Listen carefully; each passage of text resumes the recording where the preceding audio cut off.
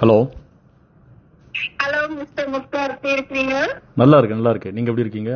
நான் நல்லா இருக்கேன். கீர்த்தி இருக்காங்கல்ல? ஆமா ஆமா, சொல்லுங்க. அவங்கதான் கொடுத்தாங்க சரி நம்பர். சரி சரி. அதாவது ரொம்ப காலமா நானும் எங்க அப்பாவும் உங்களோட ஃபேன்ஸ். Thank you thank you. ஒரு இன்டர்வியூ கூட மிஸ் பண்றது இல்ல. ரொம்ப சந்தோஷம். கார்த்திகோட இது பாத்துனாங்க. ஓ, நீங்க இலங்கையா? யாழ்ப்பாணம். யாழ்ப்பாணம். Okay okay. அதுலயும் ரொம்ப ப்ராமினன்டான பிளேஸ் வட்டுக்கோட்டை. தமிழில பிரதானப்படுத்தினது எங்க ஊர்லதான். சரி சரி சரி. இது நேற்று வந்து ஒரு கேர்ள் பேசியிருந்தாங்க சிங்கோமலையில இருந்து. சோ அவ சொன்னது அத்தனையும் உண்மை. இல்ல, அதான் கேக்குறேன். இப்ப சீமான் சொல்றதுக்கும் ஈழத்தமிழ் மக்கள் நினைக்கிறதுக்கும் என்ன வித்தியாசம் இருக்கு? சீமான் சொல்றதெல்லாம் கரெக்டா? அவர் தான் வந்து ஈழத்து போராளிங்க எப்படி ஃபீல் பண்றாங்க சீமானை பத்தி? யாருமே அவர் சீமான இது பண்ணது கிடையாது. தலைவர்கிட்ட இருந்து பிரிஞ்சவங்க இருக்காங்கல்ல, அவங்கதான் கூடுதலா இதுல இன்வால்வா இருக்காங்க இல்லையா? அதாவது மாவீரன் பிரபாகரனுடன் இணைந்து பயணித்து துரோகம் செய்தவர்கள் தான் இப்ப சீமான் கூட இருக்கிறாங்க. நிச்சயமா. அந்த துரோகிகள் தான் இருக்காங்க. ஆமா நிச்சயமா. அவருக்கு விசுவாசமா இருக்கிற யாரும் சீமானோட சேர்றது. தலைவர் கேட்கல பேசாத எவனும் ஆம்பளை கிடையாது, அவனை பத்தி பேசாதீங்கன்னு சொல்லிடுறது. மாவீரர் பிரபாகரன் வந்துட்டு எங்கிட்ட தான் ஒப்படைச்சாரு அடுத்த கட்டம் ஈழத்த விஷயங்கள். இது ஒரு கடுகளவு கூட உண்மை கிடையாது. அதாவது அவர் இருக்கும் போது இப்ப அவருக்கு கீழே இருந்த நிறைய போராளிகள் இருக்கணும், அவையிட்ட கொண்டு போய் கொடுக்காம எங்கேயோ இருக்க சீமான் உன் பேர் தெரியாத ஒரு ப்ராப்பர் அட்ரஸ் தெரியாத ஒரு பர்சன்ட்ட கொண்டு போய் கொடுப்பாங்களா சொல்லுங்க? ஒரு படத்தை நான் எடுத்தேன், அதுவும் ஒரு பொய் படம் அப்படின்னு நிறைய பேர் சொல்றாங்க, கிராபிக்ல பண்ணிருக்காங்கன்னு. அப்படி வந்து ஒரு பர்சன்ட்ட அவர் எப்படி கொடுக்க முடியும்? அவர் அப்படித்தானே சொல்றாரு, தன்னை அப்படிதான் முன்னிலைப்படுத்துறாரு. நாட்டுக்காக தியாகம் பண்ண குடும்பங்கள் எவ்வளவு இருக்குது. அவரு பொட்டம்மனை பத்தி திட்டினது பாத்தீங்களா? நீங்க கேட்டீங்களா அந்த ஆடியோ? இல்ல, அது உங்க ஆடியோல தான் நான் பார்த்தேன், நான் பார்க்கல. இல்ல, அவரு அரசியல் விமர்சனங்கள்லாம் வைக்கிறாரு, அதை நான் பொறுத்துக்கொண்டேன். ஆனா அவர் போராளி பொட்டம்மனை பார்த்து மசூருன்னு பேசுறதெல்லாம் வந்து அதை ஏத்துக்கொள்ள முடியாது. சரி, மாமா பொட்டம்மன் உங்க மாமாவா? ஆமா ஆமா. அதாவது ஒவ்வொரு அஜெண்டா இருக்கும், வெளியில தெரியாது நமக்கு, உள்ள இருக்கு. அது ஃபுல்ஃபில் ஆகலன்னு அந்த கோபம் வெளிப்படுறது. ஏன்னா நான் சீமான பற்றி எந்த விஷயமும் நான் காது கொடுத்து கேட்கறது இல்லை. இல்லைன்னா அவர் பொருட்டாவே நான் மதிக்கிறது கிடையாது. அதுதான் உண்மை. இவர் வண்டி வந்தா காது ஒரு ஆமரட்சி எல்லாம் எனக்கு சிரிப்பு தான் வந்துச்சு. இல்ல, தமிழகத்துல கூட திமுக அரசிடம் ஸ்டாலிடம் போயிட்டு ஒரு கோரிக்கை வைத்து அந்த ஈழத்தமிழ் மக்களுக்கு, அங்க இருக்கக்கூடிய மக்களுக்கு சில அடிப்படை வசதிகள் மற்ற விஷயங்கள் செய்யலாம்னு சொல்லிட்டு எப்படியாவது முயற்சி எடுத்திருந்தாருன்னா பாராட்டி இருக்கலாம். இங்க இருக்கக்கூடிய அரசியல்வாதிகளுக்கும் அரசியல் கட்சிகளையும் விமர்சனம் செய்து அவங்கள சாடி என்ன பயன் ஈழ மக்களுக்கு? மக்களுக்கு ஒரு பயன் இல்ல, அவருக்கு ஓன் அஜெண்டா இருக்கு, ஓன் பெனிஃபிட் இருக்கு, அதனால அவர் செஞ்சுட்டு இருக்காரு. ஆனா பிரபாகரனுடைய படத்தை பயன்படுத்துறாரு. பிரபாகரன் இருக்கும் வரைக்கும் அவர் தான் தலைவனா இருந்தாரு. அதுக்கப்புறம் யாருமே கிளைம் பண்ணிக்கல. அதனால நம்மளால எதுக்கும் டைரக்டா இது பண்ண முடியல. ஆனா என்ன பொறுத்த வரைக்கும் நான் என்ன சொல்லுவேன்னா, சந்திரனை பார்த்து நாய் குலைக்கிறதுனால சந்திரன் கீழே இறங்க போறது இல்ல, குலைக்கிறதுனால எங்களோட பேர் கெட போறது கிடையாது. உண்மை எல்லாருக்கும் தெரியும். சில பேர் வேணுமென்று மறைக்கலாம், கண்ணை மூடிட்டு பூனை பால் குடிக்கிறதுனால பூலோகமே இருந்தேன்னு அர்த்தம் இல்லை இல்லையா? எனக்கு என்ன வருத்தம்னா, இல்ல பிரபாகருடைய மகன் சொல்லிட்டு பெண்கள் விஷயத்துல, பாலியல் ரீதியான விஷயத்துல, வார்த்தை இல்ல, நடைமுறையில எதுலயுமே ஒரு மனுஷன் சுத்தமாவே இல்லை, அவ்வளவு அசுத்தமா இருக்கிறான். நிச்சயமா நிச்சயமா. இவர் போயிட்டு நான் பிரபாகருடைய மகன் சொல்லலாமா? எனக்கு என்ன ஆச்சரியமா இருக்கண்டா, இதுல தமிழர்களை விட்டுருங்களேன், இந்தியால இருக்கிற தமிழர்கள் அப்படி இவரை சும்மா விட்டுட்டு இருக்காங்க. இப்படி எல்லாம் பொய்யா லேடிஸ குறையா பேசுறது, வல்கரா வெளியில பேசுறது, இவருக்கு எகேன்ஸ்டா கேஸே போட மாட்டாங்களா நான் யோசிக்கிறது. Why people not taking any action? இல்ல இவர் வந்துட்டு பாஜக நெருக்கமா இருக்கிறார் போல இருக்கு. அந்த அடிப்படையில பார்க்கும்போது அவர் என்ன பேசினாலும் அவருக்கு எந்த தடையும் இல்லை. சட்டமும் சரி, காவல்துறையும் சரி, எல்லாருமே வேடிக்கை பாக்குறாங்க. அது எனக்கு புரிய மாட்டேங்குது. ஒரு பொது தளத்துல உட்காந்துட்டு ராஜீவ்காந்தியை நான் தான் கொன்றேன்றாரு. இது எவ்வளவு பேர் அவலம்? இது உண்மைதான். அதாவது டைகர்ஸுக்கு வந்து கெட்ட பேர் கொண்டு வர வேணும், தமிழாக்களுக்கு கெட்ட பேர் கொண்டு வரணும். எப்பவுமே தமிழ் மக்கள் எல்லாருக்கும் ஒரு அலர்ட் கொடுத்துட்டு இருக்கணும்ன்றது இவரோட அஜெண்டா மட்டும் இல்ல, ஈழத்தினுடைய அந்த அமைப்புக்கு வந்து தடை இருக்கு. அந்த தடையை வந்து விலக்க வேண்டும் என்று எல்லாரும் கோரிக்கை வைக்கிறாங்க. இந்த சமயத்துல பார்த்து அவர் சொல்றாரு, ராஜீவ்காந்தியை கொண்டது நாங்க தான். அப்படின்னு சொல்றாரு. நாங்க தானே அப்ப இவரை பிடிச்சு உள்ள போட வேண்டியதானே, கவர்மெண்ட் என்ன பார்த்துட்டு செய்யறதுக்கு? அதுதான், இவர் யாருக்கோ கைக்கூலியா செயல்படுறாரு. ஆனால் அப்பாவி மக்கள், அப்பாவி இளைஞர்கள் அவங்க எல்லாருமே மூளைச்சலவை செய்யப்பட்டதால எல்லாரும் அவங்க கூட துணைக்கு போறாங்க. மிகுந்த வேதனையா இருக்கு, யாருமே தெளிவடையல. அதாவது ரொம்ப நாளைக்கு அதாவது உண்மை தூங்கிட்டு இருக்கும், ரெண்டோ நாள் வெளிப்படும் போது இதெல்லாம் அழிஞ்சிடும். எனக்கு அந்த நம்பிக்கை இருக்குது. ஏனென்றா பிரபாரனா இருக்கட்டும் சரி, போராளிகளா இருக்கட்டும் சரி, எல்லாருமே மண்ணுக்காக ரொம்ப மனசார ஆத்மாத்மாக எல்லாரும் பாடுபட்டாங்க, போராடினாங்க, உயிரை தியாகம் பண்ணாங்க. உண்மையாவே தியாகம் பண்ணாக்கள் நிறைய பேர் இருக்கணும். இப்ப பாருங்க, இப்ப ஸ்ரீலங்கால ஓரளவு சுமூகமான நிலை வந்துட்டு இருக்கு. அத குழப்பம் கூட நிறைய பேர் நினைக்கலாம். இப்படி தப்பா பேசி இன்னும் இருக்கிற சிச்சுவேஷனை வர்ஸ் பண்றதுக்காக கூட இருக்கலாம். இது அஜெண்டா என்னன்றது தெரியாது.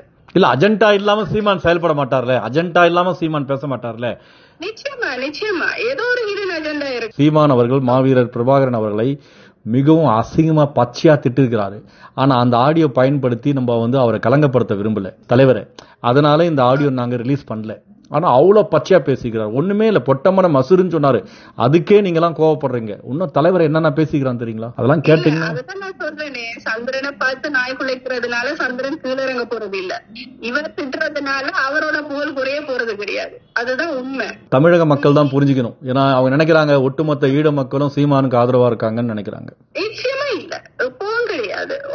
ஒரு திருடனுக்கு, ஒரு உமனைசருக்கு எப்படி எங்கடியாக்கள் துணியா இருப்பாங்களோ, அதுவும் பிரபாரண்ட வழியில வந்தவங்க யாருமே துணி நிக்க போறது கிடையாது. அவரை உண்மையா நேசிக்கிற யாருமே துணி நிக்க போறது இல்ல. இது சும்மா ஒவ்வொருத்தரோட ஹிடன் அஜெண்டா நமக்கு தெரியாது, சும்மா ஒரு குரலையே கிளப்பி விடுறது. சம்பந்தமே இல்லாம பிரபாகரன் பெரியாருன்னு முன்னிலைப்படுத்துறாரு. தேவையில்லாத வேலை, அவசியம் இல்லாத வேலை. இதனால ஈழ மக்களுக்கு ஏதாவது பயன் கிடைக்க போதா? இருக்கக்கூடிய உறவுகள் எல்லாம் வெட்டிடுங்கிறார். எந்த உறவுகளும் ஈழத்து மக்களுக்கு உதவக்கூடாது. உண்மையா நான் சொல்றேன், உறவு ஆத்மார்த்தமான ஒரு உறவு இருக்குமா இருந்தா அது எந்த கெட்ட சக்தியாலையும் அதை அழிச்சிட முடியாது, அதை பிரிக்க முடியாது. அதுல எங்களுக்கு 100% நம்பிக்கை இருக்கு. என்ன சொல்றது, அந்த ஏதோ சொல்லுவாங்க குறா குடம் தழும்பும் அப்படின்னு சொல்லுவாங்க, நிறகுடம் தழும்பாது. இந்த மாதிரி இவரெல்லாம் குற குடங்கள் அப்படிதான் பேசிட்டு இருப்பீங்க. நாங்க அப்படியே பார்த்துட்டு ஓகே, சாக்கடையில கல்ல எறிஞ்சா அது நம்ம மேலதான் படும். சோ அதனால இவரை ஒதுக்கி வைக்கிறது எல்லாருக்கும் நல்லது. அதாவது சீமானை நான் எதிர்க்கிறதுனால, அவர் செய்யக்கூடிய தவறுகளை நான் முன்னிலைப்படுத்துறதுனால நான் ஒட்டுமொத்த ஈழ மக்களுக்கு எதிரான மாதிரி ஒரு பிம்பத்தை அவர் உருவாக்குறாரு. நிச்சயமா இல்ல முக்தா, இல்லன்னு சொன்னா நாங்க இன்றைக்கு உங்களுக்கு கால் பண்ணி பேசியிருப்போமா? சொல்லுங்க. சரி, ஓகே, ரொம்ப நன்றி. நீங்க அந்த முதல் சேனல்ல இருந்தீங்கல்ல, சத்தியம் டிவி. சத்தியம் டிவி. ஓகே, அப்பல இருந்து நாங்க ஃபாலோ பண்றோம். உங்க இன்டர்வியூ வரதுன்னா எங்க அப்பாக்கு ஒரே குதூகலம். யார கால வரணும் அப்படிங்களா? எனக்கு உங்க இன்டர்வியூ, அதுவும் நீங்களும் காந்தராஜாவும் பண்ற கூத்து இருக்குல்ல, ஐயோ அத நாங்க ரசிப்போம் தெரியுமா? போட்டு போட்டு வாங்குவீங்க, அவரும் தெரிஞ்சு தெரியாத மாதிரி பேசுவாரு. அதுதான் சீமான் சொன்னாரு. சீமான் சொன்னா, என் வாழ்நாள் முக்தாருக்கும் காந்தராஜுக்கும் மன்னிப்பே கிடையாதான். இவர் யாரு எங்களை மன்னிக்கிறது? வந்திருக்கு. இப்ப கூட என்னை கொல்வதற்கு திட்டமிட்டு நாம் தமிழர் கட்சி எல்லாம் பிளான் பண்ணி பேசியிருக்கிறாங்க. இப்பதான் எனக்கு செய்தித்தாள்ல பார்த்த ஒரு நியூஸ் வந்துச்சு. இல்ல, ஒரே ஒரு குழப்பம் தான் இருந்துச்சு. ஈழத்து மக்கள் சீமான் பக்கமா இல்லையா, சீமான் பக்கம். இப்போ தெளிவாயிடுச்சு எல்லாருக்கும். நிச்சயமா இல்ல.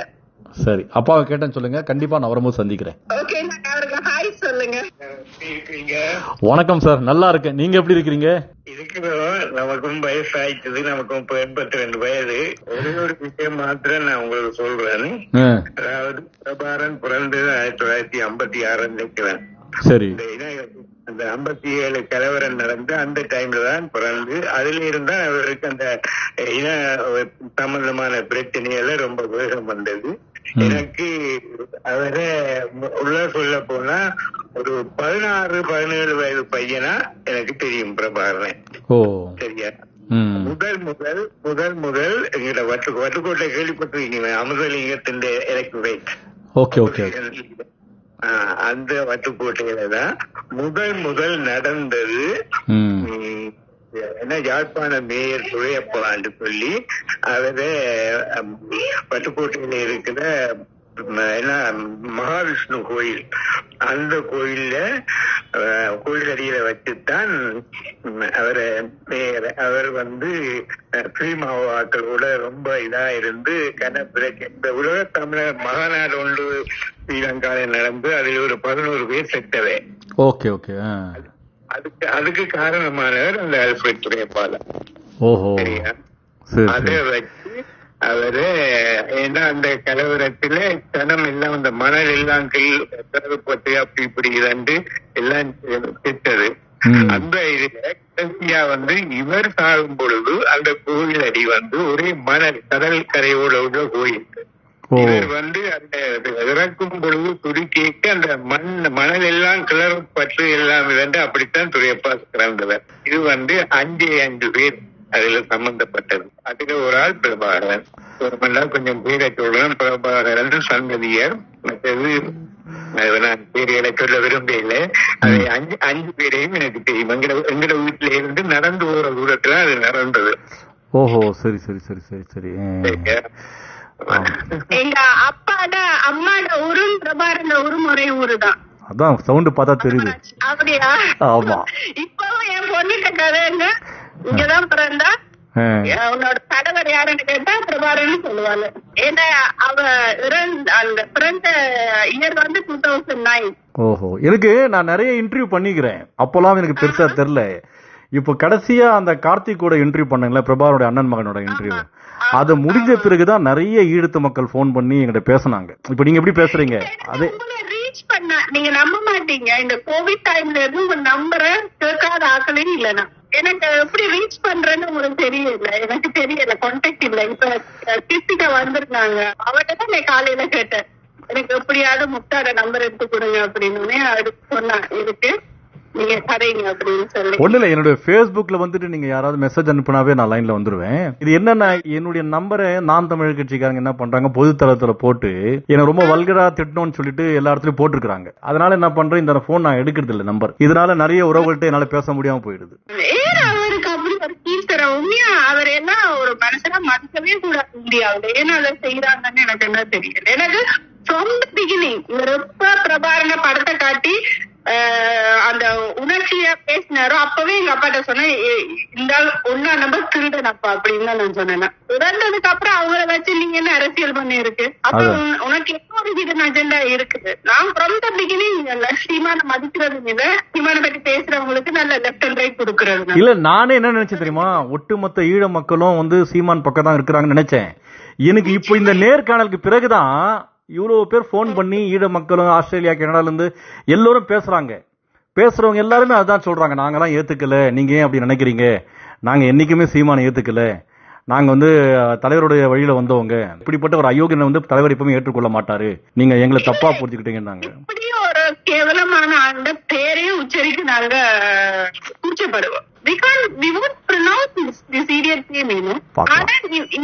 இந்த மலேசியால சில லூசுங்க இருக்குது. இந்த உங்க இன்டர்வியூ இருக்குல்ல, அது அத்தனை அந்த குரூப்ல போட்டேன் தெரியுமா? எரிஞ்சு செத்துருப்பாங்களே.